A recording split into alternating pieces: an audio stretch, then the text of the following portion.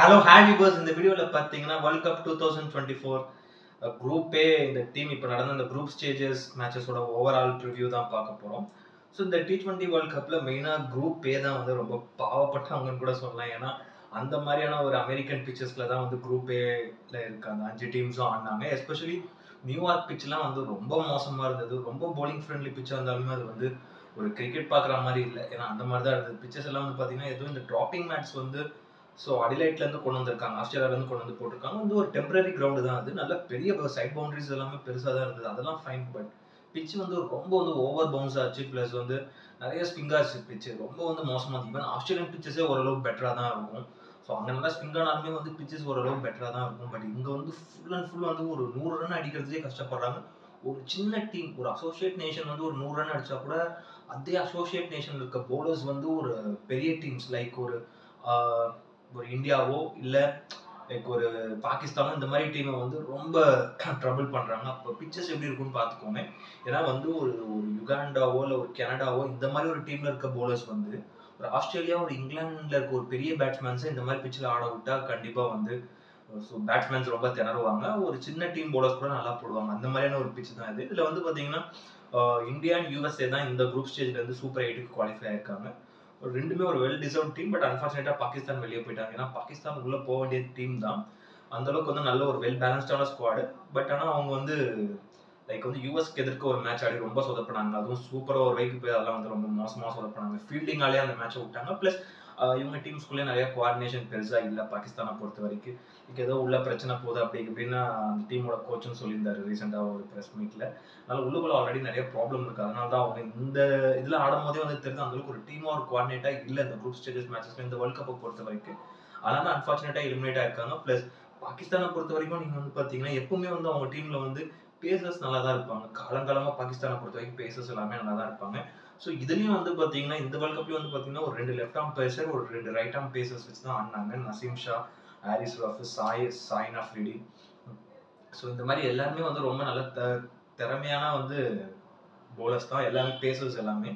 But அப்படி இருந்தும் அவங்களோட போலிங் நல்லா ஸ்ட்ராங்காக தான் இருந்தது. பட் பேட்டிங் வந்து நிறைய இடங்கள்ல வீக்காக இருந்தது. காரணம் வந்து லைக் வந்து பிச்சஸே வந்து அந்த மாதிரியான ரொம்ப ஒரு ஸ்லோ ட்ராக் தான் இது. பட் ஆனால் இந்த மாதிரி இடத்துல நீங்கள் வந்து பார்த்தீங்கன்னா ரிஷப் பேண்ட் மாதிரி பேட்டிங் ஆடினா மட்டும்தான் சென்சிபிளாகவும் அட் த சேம் டைம் அக்ரெசிவாக ஆடினா மட்டும்தான் இந்த மாதிரி பிச்சஸ்லேருந்து தப்பிக்க முடியும். பட் வந்து ரொம்ப டெக்னிக்கலி ஆடணும் பேட்டிங்.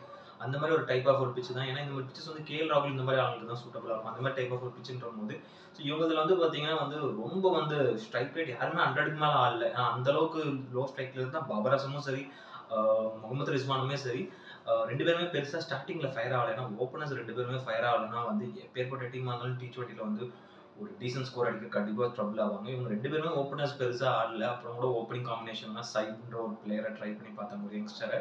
பட் ஃபக்கர் ஜமானை மிடில் ஆட விட்டாங்க. அவர் வந்து மிடில் பெருசாக அவர் பெர்ஃபார்ம் பண்ணல.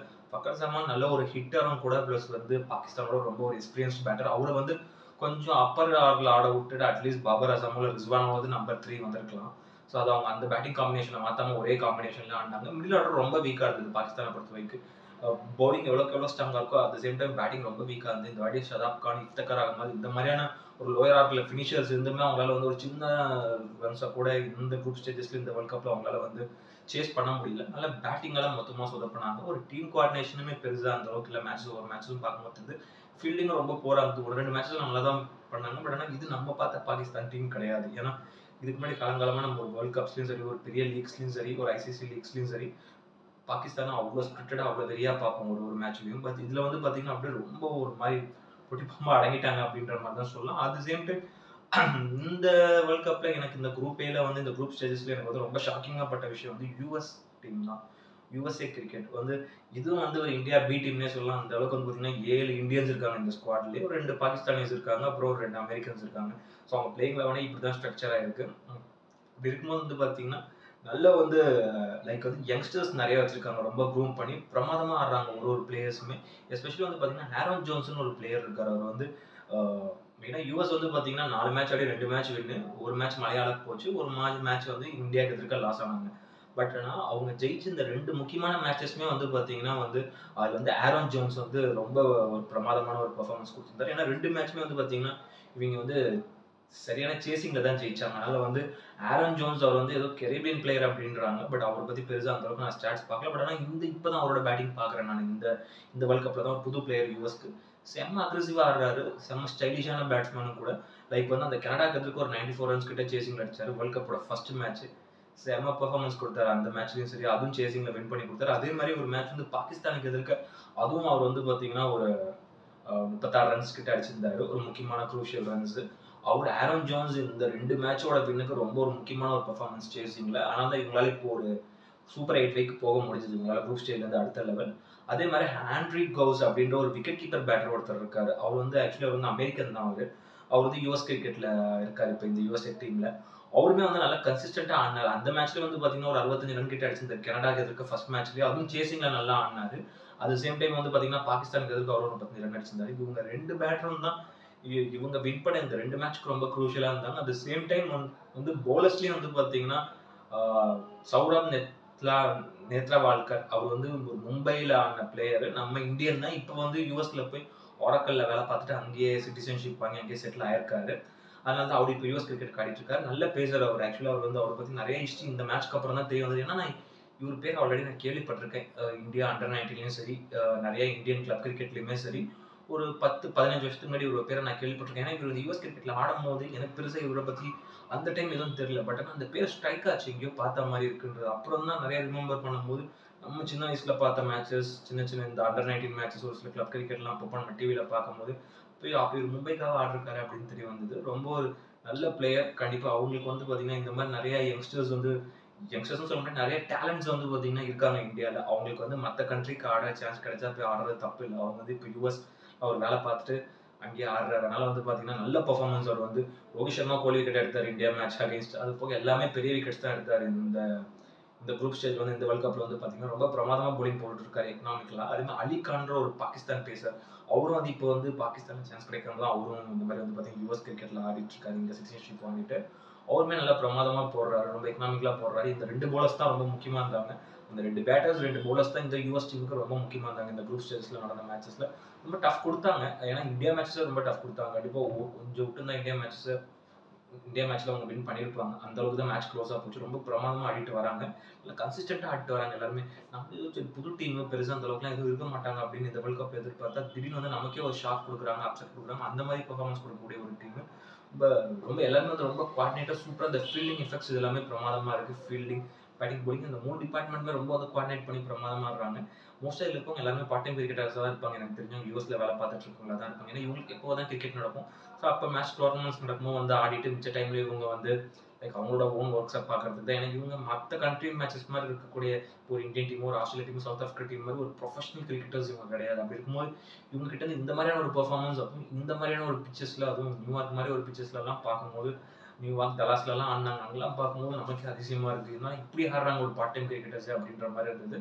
பட் எல்லாருமே ரொம்ப பிரமாதமான ஒரு டீம். இவங்க கூட வந்து மற்ற டீம்ஸ்லாம் நிறைய டீம்ஸ் வந்து மற்ற கண்ட்ரி டீம்ஸ்லாம் வந்து அப்பப்போ பைலேட்ரல் சீரிஸ் இந்த மாதிரி வந்து வருஷத்துக்கு ஒரு வாட்டி போட்டால் கூட நல்லா தான் இருக்கும். ஏன்னா இவங்களுக்கும் வந்து கிரிக்கெட் வந்து ஓரளவு இன்னும் கொஞ்சம் டெவலப் ஆகும். மற்ற கண்ட்ரீஸ்ல போய் ஆடுற ஒரு எக்ஸ்பீரியன்ஸ் வரும். ப்ளஸ் வந்து இந்த யூஎஸ் கிரிக்கெட் இன்னும் கொஞ்சம் டெவலப் ஆகிட்டு வரும். மோஸ்ட்டாக யூஎஸ் பீப்புள் எல்லாருமே வந்து பேஸ்பால் பார்க்குறவங்க தான். யூஎஸ் கிரிக்கெட்டே கம்மியாக தான் பார்ப்பாங்க. மோஸ்ட்டாக கிரிக்கெட்டே ரொம்ப கம்மியாக தான் பார்ப்பாங்கன்னா பார்க்குற வியூவர்ஷிப் ரொம்ப ரொம்ப கம்மி. அப்படி பார்க்குறவங்க யூஎஸ்ல வந்து பார்த்தீங்கன்னா அவங்க இந்தியன்ஸாக தான் இருப்பாங்க. இங்கே நடந்த மேட்சஸ் வந்து பார்த்தீங்கன்னா நியூயார்க்ல நடந்த மேட்சும் சரி, இந்த அமெரிக்காவில் நடந்த மேட்சஸ் எல்லாமே வந்து பார்த்தீங்கன்னா அமெரிக்கன்ஸ் அதிகமான பேர் வந்து பார்க்கலாம். அங்கே இருக்க இந்தியன்ஸ் ப்ளஸ் அங்கே இருக்க அந்த மிச்ச டீம் சவுத் ஆஃப்ரிக்கன்ஸ் அங்கே வேலை தேடி வந்து அங்கே வேலை பார்க்குறவங்க, யூஎஸ்ல வேலை பார்க்குற மற்ற கண்ட்ரி பீப்புள் தான் வந்து அவங்கவுங்க டீமுக்கு சப்போர்ட் பண்ணி பார்த்தாங்களே தவிர ஒரு யூஎஸ் டீமுக்கு சொந்தமாக ஒரு யூஎஸ் சப்போர்ட்டர்ஸ் நான் அதிகமாக இந்த வேர்ல்ட் கப்பில் நான் பார்க்கல. அதுவே எனக்கு ஒரு ஷாக்காக இருந்தது. போக போக கொஞ்சம் கொஞ்சமாக வந்து அமெரிக்காவில் கிரிக்கெட் டெவலப் பண்ணிட்டு வருவாங்க. அவங்க பேஸ்பால், ஃபுட்பால் அந்த மாதிரி ஆடக்கூடிய ஒரு ஊர் அது. அதனால வந்து பார்த்தீங்கன்னா இது கொஞ்சம் டெவலப் ஆகிட்டு வரும். அதே மாதிரி இந்தியன் டீமை பொறுத்த வரைக்கும் வந்து பார்த்தீங்கன்னா ரொம்ப பிரமாதமாக கன்சிஸ்டண்டாக ஆனாங்க. 4 மேட்ச்ல ஒரு 3 மேட்ச் வின் பண்ணாங்க. ஃபைனலாக ஒரு மேட்ச் வந்து இந்தியா வர்சஸ் கனடா ஃப்ளோரிடாவில் அது மழையால வந்து ரத்து செய்யப்பட்டது. பட் ஆனால் 3 மேட்சுமே வந்து பார்த்தீங்கன்னா சூப்பராக வின் பண்ணியிருந்தாங்க. எஸ்பெஷலி அந்த ஃபர்ஸ்ட் அயர்லாந்து மேட்சும் சரி, அயர்லாந்து மேட்ச்லாம் வந்து ரொம்ப ஒரு ஒன் சைடடாக வின் பண்ணிட்டு போயிட்டாங்க. அயர்லாந்து டஃப் கொடுப்பாங்க அப்படின்னு பார்த்தோம். பட் ஆனால் நம்ம ஆளுங்க இங்கே இருக்க ஃபார்மில் வந்து ரொம்ப பிரமாதமாக வந்து சூப்பராக போலிங் போட்டிருந்தாங்க. எஸ்பெஷலி ஹர்ஷதீப் சிங் பவர் பிளேல செம்மையாக போட்டார் அந்த மேட்ச்லையும். அட் த சேம் டைம் வந்து பும்ரா, ஹார்திக் பாண்டியா அவங்க 3 பேசர்ஸுமே வந்து செதைச்சிட்டாங்க இந்த குரூப் ஸ்டேஜில். எல்லா மேட்சஸுமே சரி, இந்த 3 பிளேயர்ஸுமே நல்ல எக்கனாமிக்கலாக தான் பவுலிங் போட்டிருந்தாங்க. ஸ்பின்னர்ஸை பொறுத்த வரைக்கும் பார்த்தீங்கன்னா அக்ஷர் பட்டேல் ஓரளவு கான்ட்ரிபியூட் பண்ணியிருந்தாரு. ஜடேஜா விக்கெட்டும் எதுவும் எடுக்கல, ஃபீல்டிங்கில் எதுவும் கேட்சும் பிடிக்கல, பேட்டிங்கும் ஆடல, ரன்ஸ் வந்து அடிக்கல. பட் அவர் எதுக்கு டீமில் அவரை பிளேயிங்லாம் வந்து வச்சிருந்தாங்கன்னு எனக்கு தெரியல. ஏன்னா சான்சஸ் வரல. சான்ஸ் வரல. பேட்டிங் அந்தளவுக்கு டெப்த்தாக போய் முக்கியமான மேட்சஸில் பண்ணுற அளவுக்கு அவர் பேட்டிங்கும் வரல, போலிங்கும் அந்த கண்டிஷன்ஸ்க்கு அவர் தேவைப்படலை இந்த டைமில். பட் அக்ஷர் பட்டேல் ஓரளவு வந்து கொஞ்சம் சென்சிபிளாக ஒரு இன்னிங்ஸ் ஒன்று ஆடினார். அட் சேம் டைம் போலிங்கும் நல்லா போட்டுருந்தாரு. பட் அதே மாதிரி வந்து பார்த்தீங்கன்னா பேட்டிங்கை பொறுத்த வரைக்கும் கோலி வந்து 3 மேட்சஸில் வந்து 2 மேட்ச் சிங்கிள் டிஜிட், ஒரு மேட்ச் டக் அவுட் ஆனார். அதெல்லாம் பார்க்கும்போது நமக்கே ஷாக்காக இருந்தது. இன்னும் விராட் கோலி எப்படி ஆடுறாரு, அதுவும் ஒரு சின்ன டீம்ஸ் கூட எப்படி ஆடிட்டு இருக்காரு அப்படின்ற மாதிரி ரொம்ப வந்து அயர்லாந்து கூடயும் சிங்கிள் டிஜிட்டில் தான் அவுட் ஆனார். இதே மாதிரி யூஎஸ் கூடயும் சிங்கிள் டிஜிட்டில் தான் அவுட் ஆனார். பாகிஸ்தான் கூட சிங்கிள் டிஜிட் அவுட் ஆகும்போது எனக்கு வந்து ரொம்ப ஒரு மாதிரி ஆயிட்டாங்க. நிறைய பேர் ட்ரோல் பண்ண வர ஆரம்பிச்சாங்கன்னா விராட் கோலியெல்லாம் எப்படி இப்படி நினைக்க முடியாது. இதே ஓப்பனராக தான் அவர் வந்து குரூப் 8லேயும் ஆட போறாரு. அந்த மேட்சஸ்ல வந்து எல்லா பெரிய டீம்ஸ்க்கு அகைன்ஸ்டா வெஸ்ட் இண்டீஸ் பிச்சஸ்லாம் நல்லா தான் ஆட போறாரு, அடிக்க போறாங்க. வந்து அவர் வந்து எப்போ வேணாலும் கம்பேக் கொடுப்பாரு. அந்த மாதிரி ஒரு பேட்டர் தான். ரோஹித் சர்மா வந்து பார்த்தீங்கன்னா ஒரு 50 அடிச்சிருந்தாரு. ஒரு முக்கியமான 50 அடிச்சிருந்தாரு இந்த குரூப் ஸ்டேஜில். At same time Rishabh Pant கன்சிஸ்டண்டாக ஆடினார். அது வந்து ஒரு ரொம்ப நல்ல விஷயம். நம்பர் 3க்கு வந்து பார்த்தீங்கன்னா கண்டிப்பாக எப்பவுமே நம்பர் 3 ஒரு சாலிடான ஒரு பேட்ஸ்மேன் கூடிய பொசிஷன். வந்து விராட் கோலிக்கு ஏற்ற பொசிஷன் ஓடியே இல்லை. பட் T20 பொறுத்த வரைக்கும் விராட் கோலி ஓப்பனராக தான் கம்ஃபர்டபுளாக ஆடுறதுனால ரிஷப் பேண்ட் நம்பர் 3க்கு வந்தார். பிரமாதமாக ஆடுறாரு. ஏன்னா அவருக்கு வந்து பார்த்தீங்கன்னா டெல்லியில் ஆடின எக்ஸ்பீரியன்ஸ் நிறையா இருந்தது. அதனால அவர் வந்து இங்கே வந்து நல்லா பிரமாதமாக ஆடினார். அந்த மிடில் ஆர்டரில் நல்லா கொஞ்சம் அக்ரெசிவாக ரிஷப் பேண்டோட பேட்டிங் ஸ்டைல் நமக்கு தெரியும் எப்படி ஆடுவாருன்றது.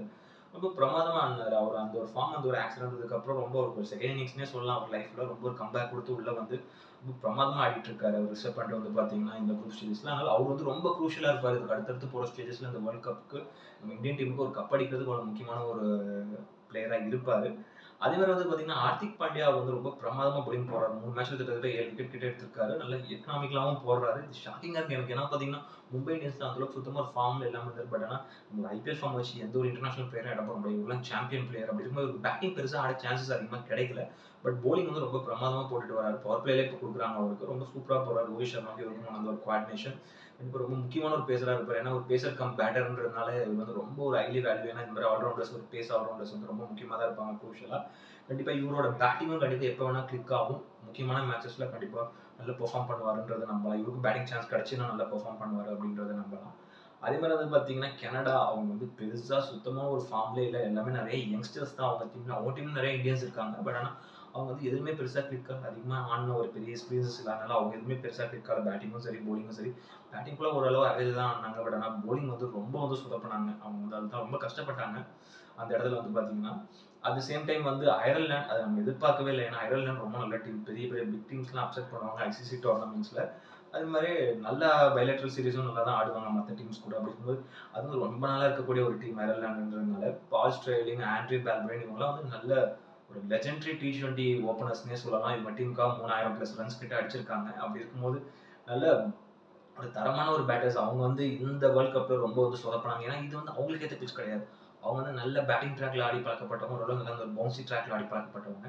இந்த மாதிரி ரொம்ப ஸ்லோ பிச்சஸ், இந்த மாதிரி ட்ராப்பிங் விக்கெட்ஸ்லாம் அவங்க கண்டிப்பாக ஆடி இருக்க மாட்டாங்கனால இந்த பிச்சஸ் அவங்களுக்கு சுத்தமாக சூட் ஆகலை. US pitches. அதனால தான் அவங்க வந்து ரொம்ப சொதப்பி அவங்களால பாருங்க ஒரு மேட்ச் கூட வின் பண்ண முடியல. அந்த அளவுக்கு லாஸ் ஆகி தான் வெளியே போனாங்க. ரொம்ப படுதோல்வியோடு தான் அவங்க வந்து இந்த குரூப் ஸ்டேஜ்ல இருந்து இந்த வேர்ல்ட் கப் விட்டே வெளியே போகிறாங்க. அதே மாதிரி தான் வந்து பார்த்தீங்கன்னா ஓவராலாக வந்து எனக்கு தெரிஞ்சு பாகிஸ்தான் உள்ள வந்திருக்கலாம் அப்படின்னு தான் எனக்கு தோணும். ஏன்னா வந்து என்ன கொஞ்சம் காம்படிஷன் டஃப்பாக இருக்கு. இப்போ தான் யூஎஸ் வந்துட்டாங்க. பட் அப்படி இருக்கும்போதும் இவங்க குரூப் ஸ்டேஜில் ஆனது வேறு, சூப்பர் 8ல் ஆனது வேறு. ஏன்னா குரூப் ஸ்டேஜில் நீங்கள் வந்து உங்களுக்கு அந்த குரூப்பில் ஒரு 5 டீம் இருக்குன்னா அதில் வந்து ஒரு டீம் தான் ரொம்ப ஸ்ட்ராங்காக இருக்கும், இல்லை 2 டீம் ரொம்ப ஸ்ட்ராங்காக இருக்கும். மிச்சம் 3 டீம் வந்து கொஞ்சம் வீக்காக அந்த ஒரு அசோசியேட் நேஷன்ஸ் தான் வைப்பாங்க. அப்படி இருக்கும்போது நம்ம எதாவது தட்டி போட்டி ஜெயிச்சு உள்ளே வந்துருவாங்க. பட் ஆனால் இதுவே வந்து குரூப் 8ன்னு வரும்போது கண்டிப்பாக வந்து எல்லாமே ஸ்ட்ராங்கஸ்ட் டீம், நல்ல இன்டர்நேஷனல் மேட்சஸ் அதிகமாக ஆடி எக்ஸ்பீரியன்ஸ்ட் டீம் தான் இருக்கும். அவங்களுக்கு அகேன்ஸ்டாக இப்போ யூஎஸ் எப்படி ஆடுறாங்க, எந்த டீமை அப்செட் பண்ணுறாங்கன்றதை பார்ப்போம். அது வந்து ரொம்ப இன்ட்ரெஸ்டிங்காக இருக்கும் கண்டிப்பாக. ஓவராலாக வந்து பார்த்தீங்கன்னா என்னை பொறுத்த வரைக்கும் வந்து குரூப் ஏல நடந்த எல்லா மேட்சஸும் ஒரு மாதிரி அப்படியே டல்லாக தான் போச்சு. பெருசாக அந்தளவுக்கு ஒரு இன்ட்ரெஸ்டிங்கான எந்த மேட்சஸும் போல. எதுவுமே ஒரு 160, 180ன்ற மேட்சஸே எதுவும் போல. எல்லாமே ஒரு 100, 120, மேக்ஸ் டு மேக்ஸ் 130 அவ்வளோதான் போச்சு பிச்சஸ்லாம். அதனால இந்த டீம்ஸ்லாம் இன்னும் இந்த மாதிரி திரும்பி அந்த கம்பேக் டு லைக் அந்த ஒரு வெஸ்ட் இண்டீஸ் ட்ராக்ல வந்து ஆடும்போது கொஞ்சம் சந்தோஷமா இருப்பாங்க. அப்பாடா ஆள விடுங்கடா அப்படின்ற மாதிரி. அதனால வந்து ஒரு பிரமாதமாக தான் ஆடி இருந்தாங்க. ஏன்னா இந்த மாதிரி கண்டிஷன்ஸில் ஆடி, இந்த மாதிரி ட்ராப்பிங் விக்கெட்ஸில் ஆடி திரும்பி இந்த மாதிரி வரதுன்றது பெரிய விஷயம். இந்தியா அண்ட் யூஎஸ் இது ரெண்டு பெஸ்ட்டாக தான் பண்ணியிருந்தாங்க கண்டிப்பாக. அப்படி இருக்கும்போது வந்து பார்த்தீங்கன்னா பார்ப்போம் எப்படி வந்து குரூப் 8ல் நல்லா பெர்ஃபார்ம் பண்ணுறாங்கன்றது. எனக்கு தெரிஞ்சு குரூப் 8ல் இந்த இந்தியா யூஎஸ் போனால் கூட இந்தியாவுக்கு தான் ஹைலி பாசிபிள் செமிஃபைனல்ஸ் போகிறதுக்கு. யூஎஸ் வந்து ஒரு அப்செட் கொடுக்கும் கண்டிப்பாக. பட் ஆனால் போவாங்கன்றது என்னை பொறுத்த வரைக்கும் சொல்ல முடியாது. ஏன்னா இங்கே ஆடுற கிரிக்கெட் அந்த மாதிரி இருக்குது. வெயிட் பண்ணி பார்ப்போம் எப்படி பெர்ஃபார்ம் பண்ணுறாங்கன்றது. இந்த வீடியோ பிடிச்சிருந்ததுன்னா லைக் பண்ணுங்கள், கமெண்ட் பண்ணுங்கள், ஷேர் பண்ணுங்கள், சேனல் சப்ஸ்கிரைப் பண்ணுங்கள். இந்த வீடியோட லிங்க்கும் உங்கள் ஃப்ரெண்ட்ஸ் எல்லாருக்கும் ஷேர் பண்ணுங்கள். இன்னொரு நல்ல வீடியோவில் மீட் பண்ணலாம். Okay friends, thank you, by.